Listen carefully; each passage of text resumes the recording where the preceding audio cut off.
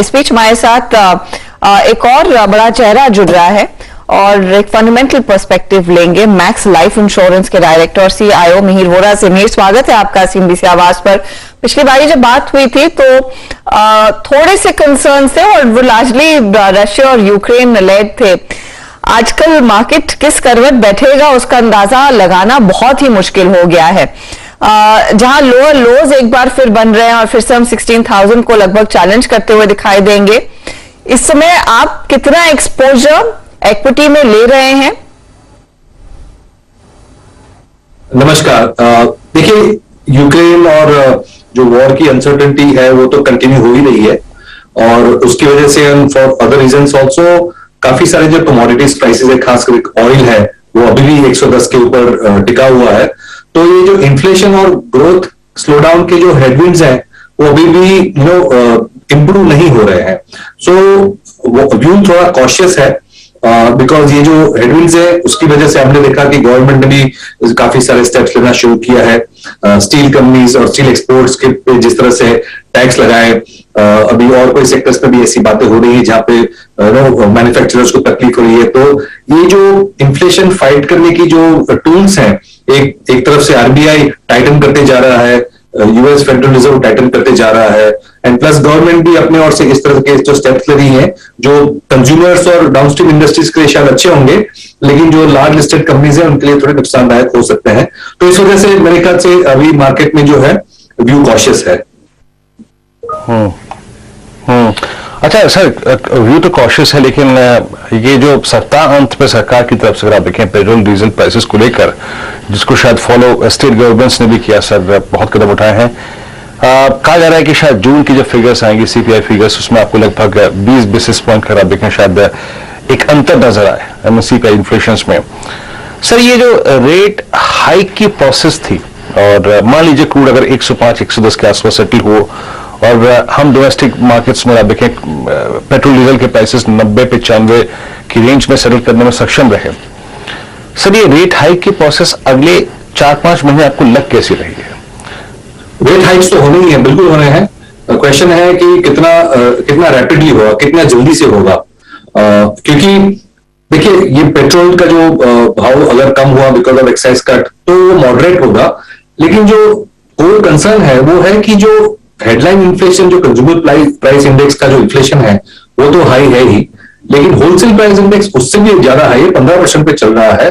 और जो core inflation है जिसमें आप फूड और फ्यूल पे निकाल देते हो, वो जो कोर इन्फ्लेशन है वो भी अब 6-6.5 के ऊपर चला जा रहा है।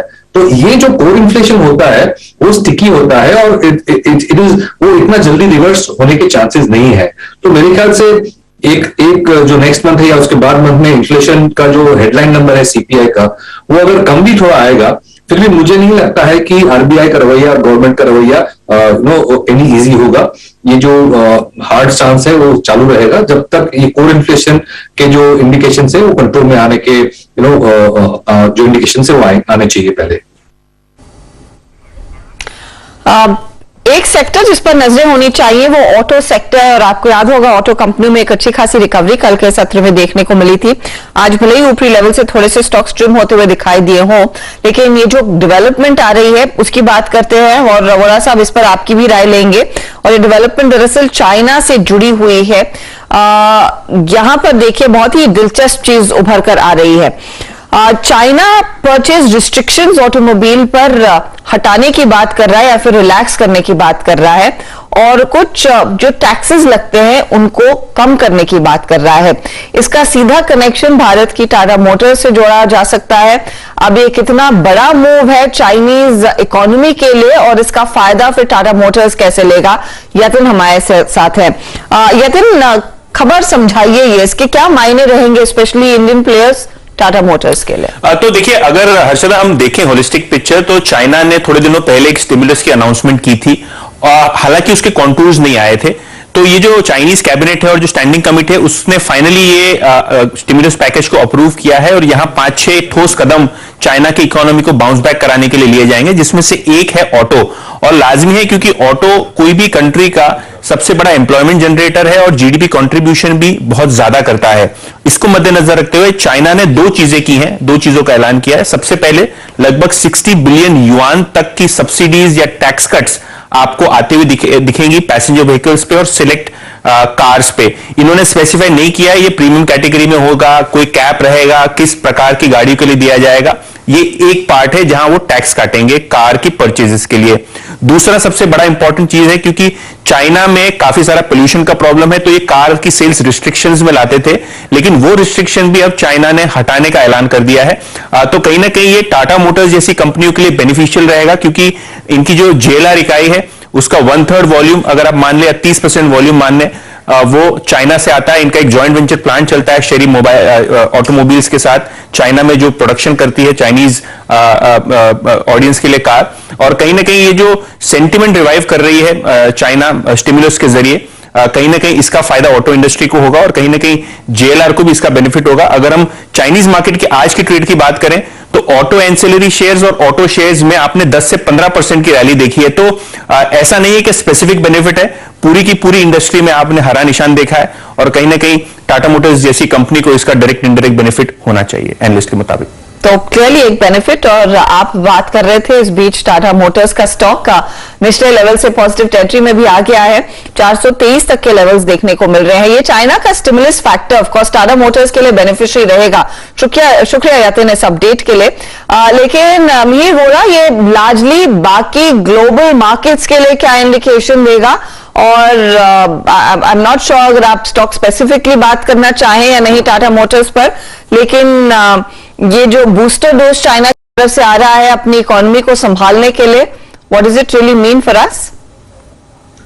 तो इसमें 2-3 इम्प्लीकेशंस है। एक तो चाइना बाकी दुनिया से उल्टा चल रहा है, इन द सेंस कि जो चाइना ने जो स्टेप्स लिए थे वो दुनिया से पहले लिए थे और अब जब दुनिया टाइटन करने जा रही है तो चाइना लूजन करने जा रहा है क्योंकि उसकी इकोनॉमी का जो स्लोडाउन है वो बहुत ज्यादा शार्प हुआ है लास्ट 3-4 महीनों में। और उसकी बड़ी वजह थी जो चाइना ने जीरो कोविड पॉलिसी अपनाई थी और शंघाई, शेंजन और इवन बीजिंग में जो जिस तरह से लॉकडाउन किए गए थे उसकी वजह से जो चाइनीज इकोनॉमी है वो बहुत शार्प तरीके से स्लो डाउन कर रही है। तो अब जो है कोविड थोड़ा कंट्रोल में आ रहा है। वैसे अभी भी जीरो कोविड पॉलिसी तो चालू है, लेकिन जो बड़ी सिटीज थी शंघाई वगैरह में वहां पे वापस एक्टिविटीज रिज्यूम हो रही है। और अब जब थोड़ा कोविड का भय कम है तो चाइनीज गवर्नमेंट जो लास्ट 4-5 महीने में जो लॉस हुआ है जीडीपी का, ग्रोथ का, उसको स्टिमुलेट करने के लिए ये सब स्टेप्स ले रही है। उसका पॉजिटिव इंपैक्ट शायद कमोडिटीज पे आ सकता है। स्टील वगैरह जो है वो काफी करेक्ट हो चुके थे, स्टील के प्राइसेस, कॉपर के प्राइसेस, एल्यूमिनियम के प्राइसेस, तो कमोडिटीज में उसका ओवरऑल बेनिफिट हो सकता है। ओके, एक बार टाटा मोटर्स का चार्ट लेके आइए और जैसे कि हर्षिता मेंशन कर रही थी कि अगर आप देखें इसमें एक स्विंग है, अपर स्विंग, और टाटा मोटर्स इस वक्त 200 डे एक्सपोनेंशियल मूविंग एवरेज के ऊपर आके ट्रेड करता हुआ और लोअर शेडो काफी वाइल्ड हो गई। यानी प्राइस याद रखिएगा आज का लो परसों का हाई है एग्जैक्टली उस बड़ी वाइल्ड कैंडल का, और आज का लो 20 डे एक्सपोनेंशियल मूविंग एवरेज। लेकिन अभी मिहिर जी से बात हो ही रही थी तो आई थिंक 2 चीजों को देखा था। एक तो रुपये को लेके आइए जरा आप, 7765 इस दौर का जो लोवेस्ट क्लस्टर है, जोन है रुपये का, वो है करीब 7785। तो ये अभी भी लोवेस्ट ट्रेजेक्ट्री है। ट्रेजेक्ट्री मतलब अगर आप देखें 10-20 पैसे के अंतराल से। लेकिन जरा आप एक बार लेके आइए डॉलर इंडेक्स।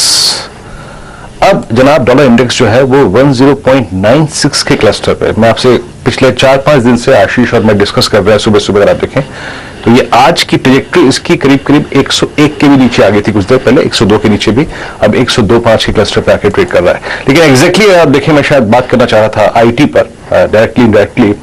अमीर जी, ये मेरे ख्याल से आईटी के एंटायर करियर का, आई मीन मैं सिर्फ अगर मैं उस 2002 के अगर आप देखें क्राइसिस को छोड़ दूं तो मेरे ख्याल से हमने जो अब तक का आईटी का डैमेज देखा उसमें सबसे सीवियर डैमेज है।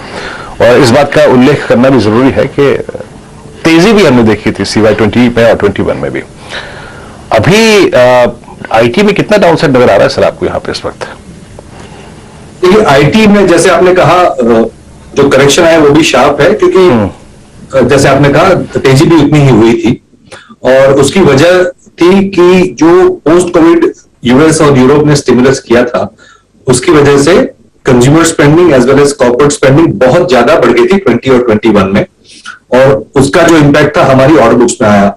लॉकडाउन की वजह से काफी सारी नई टेक्नोलॉजीज भी यूज की गई, कंपनीज ने वर्क फ्रॉम होम के लिए भी स्पेंड किया, तो ये एक अनप्रेसिडेंटेड टाइम था जब ऑनलाइन और वर्क फ्रॉम होम का इंपॉर्टेंस इतना बढ़ गया कि सडनली कंपनीज को एक्स्ट्रा इन्वेस्टमेंट करनी पड़ी just to facilitate online shopping, online work from home, वो सब के लिए, और एक्स्ट्रा टेक्नोलॉजी स्पेंडिंग हुई, तो ये एक बंच्ड अप डिमांड था। अभी भी डिमांड स्ट्रांग है, ऑर्डर बुक स्ट्रांग है, बट मुझे नहीं लगता कि जिस तरह का order book growth IT companies ने 2020 और 21 में देखा था, उस तरह का 22 और 23 में सस्टेन हो पाएगा। अच्छा रहेगा, health is still good, growth ठीक रहेगा, बट जिस तरह की हमने लास्ट 2 साल में देखी है उस तरह की ग्रोथ नहीं आएगी। उसके दो इम्प्लीकेशन है। एक तो नेगेटिव ये है कि शायद जो हम high double digit growth expect कर रहे थे वो मॉडरेट करना पड़ेगा। It will be closer to the historical levels probably of 10-12% का जो ग्रोथ आया था उस तरह से आ जाएगा। पॉजिटिव ये है कि जो वेज हाइक्स लेने पड़ रहे थे आईटी कंपनीज को, और इसको जिससे मार्जिन में जो प्रेशर आई थी उसमें कुछ हद तक फायदा हो सकता है। तो ओवरऑल मेरे ख्याल से at least for the timing the best of जो हमने तेजी देखी थी 2021 में 22 तक, इवन अर्ली 22 तक, वो शायद पास्ट है, और अब आईटी में मॉडरेट और नॉर्मल रिटर्न्स हमको एक्सपेक्ट करने चाहिए।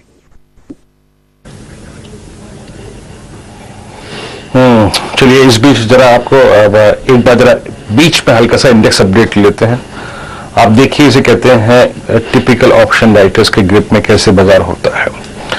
आज इन 200 पॉइंट के दायरे में अभी निफ्टी गया करीब करीब 16,080, और वहां से अगर आप देखें लगभग 4 टिक्स में अगर आप टिक बाय टिक चार्ट्स को देखें तो 16,150 की ट्रैजेक्टरी छू ली इसने, अब करीब करीब 16,133। और निफ्टी बैंक को लेकर आइए डायरेक्टर साहब स्क्रीन पर प्लीज एक बार। निफ्टी बैंक अभी भी आप देखें आपको कोई ट्रेड लेने देगा। सो अभी करीब करीब थोड़ी देर पहले 34,200 का लेवल लगाया था, और उसके बाद 34,400। डायरेक्शन क्या वॉलेटिलिटी आप देखें तो यहाँ पर है। खैर मेरे सर बहुत बहुत शुक्रिया, आप इस कार्यक्रम में शामिल हुए और सभी सेक्टर्स पर अपना आउटलुक जाहिर किया। उम्मीद करते हैं सर जब आप अगली बार हमसे मुखातिब हो, बातचीत हो, बाजार के हालात इससे थोड़े से अच्छे होंगे। शुक्रिया सर इस कार्यक्रम में जुड़ने के लिए। नाउ लेट्स टेक HDFC लेके आइए।